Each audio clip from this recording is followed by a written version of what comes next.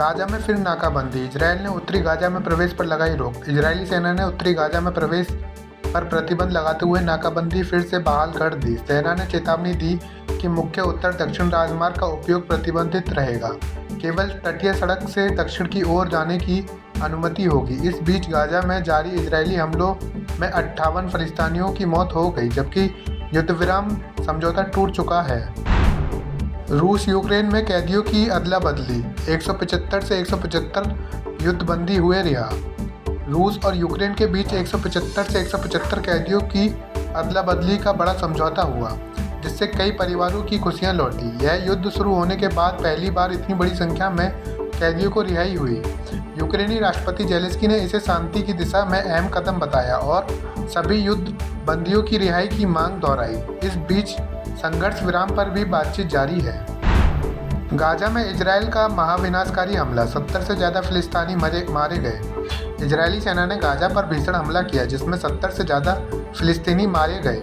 उत्तर और दक्षिण गाजा में लगातार बमबारी जारी है। खान यूनिस, रफा और बेत लाहिया के मकानों को निशाना बनाया गया। हाल ही में संघर्ष विराम टूटने के बाद इजरायल के हमले तेज हो गए हैं। प्रधानमंत्री नेतन्याहू ने हमास पर कड़ा प्रहार जारी रखने का आदेश दिया, जिसके तहत जमीनी अभियान भी शुरू कर दिया गया है।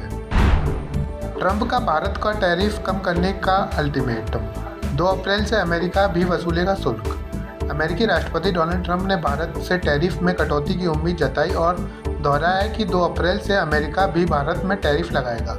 उन्होंने कहा, भारत दुनिया में सबसे ज़्यादा टैरिफ लगाने वाले देशों में से एक है। ट्रंप ने भारत, मध्य पूर्व, यूरोप आर्थिक गलियारे को अहम करार दिया और कहा कि यह उन देशों के खिलाफ एकजुट हो रहा है जो अमेरिका के व्यापार में नुकसान पहुंचा रहे हैं।